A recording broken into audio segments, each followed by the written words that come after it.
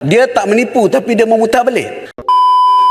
Saya mengambil pandangan yang disebut oleh Macang dalam beberapa perkara tentang ringgit. Tetapi dalam dua taklimat yang saya hadiri bersama dengan institusi perbankan, secara konsisten institusi perbankan tersebut menganggarkan ringgit boleh mencecah pada angka sekitar 4.4 sehingga 4.2 pada akhir tahun ini. Dan kalau Macang tadi sebutkan tentang angka ringgit mencecah angka tertinggi daripada tempoh 20 hari bulan sampai hari ini, ringgit terus mencatatkan pengukuhan dan hari ini telah turun kepada 1 dolar Amerika Syarikat kepada 4 ringgit 70 sen. Dan ini harus diberikan ruang kepada pihak kerajaan persekutuan untuk mengatasi isu-isu tersebut di samping kita mengekalkan OPR yang masih lagi rendah, dan hari ini pengumuman OPR masih lagi 3% yang sekaligus mengurangkan kadar inflasi, dan kita berjaya mengurangkan kadar inflasi sebagaimana pengumuman dan rencana yang telah dibuat oleh Menteri Ekonomi. Saya masih ingat pada awal kita ambil alih pada lepas 2022, kadar inflasi kita adalah 5 dan 4%, dan sekarang di bawah 2% ataupun di bawah 3%, dan ini merupakan satu pencapaian di samping kita usaha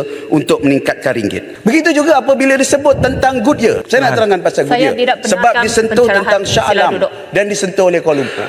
Bila saya semak pagi tadi selepas berita ini keluar, rupanya Goodyear telah menutup kilang di Akron, Ohio yang menarik 500 pekerja pada tahun 2023. Goodyear juga telah melakukan restructuring drive pada September 2023 untuk memotong 1,200 pekerjanya di Eropah dan Eropah Timur dan juga di Afrika dan juga di Asia. Ini dilakukan kerana Goodyear telah menstruktur semula struktur perniagaan mereka kerana tak mampu bersaing dengan pesaing-pesaing lain seperti Michelin and Bridgestone. Gombak, saya bukan nak tanya, bukan saya tidak perlu ulasan. Cuma saya nak bagi tahu maksudnya kenyataan Macang tadi tu, dia tipu lah tu, tipu. Dia tak menipu tapi dia memutar balik daripada realiti dan keadaan yang sebenar dengan membuat persepsi yang dibuat untuk memburukkan kerajaan di saat kita ingin mempertahankan dan mempudahkan ekonomi kerajaan. Baca memo daripada Goodyear itu penuh kalau boleh di sini. Dan saya bacakan laporan penuh daripada Goodyear di peringkat tahunan. Bagaimana mereka menutup dan menyusun kerana mereka kena menyusun balik. Kosnya adalah kos yang tinggi dan kos pekerja-pekerja di negara-negara yang seperti Vietnam dan sebagainya adalah lebih rendah.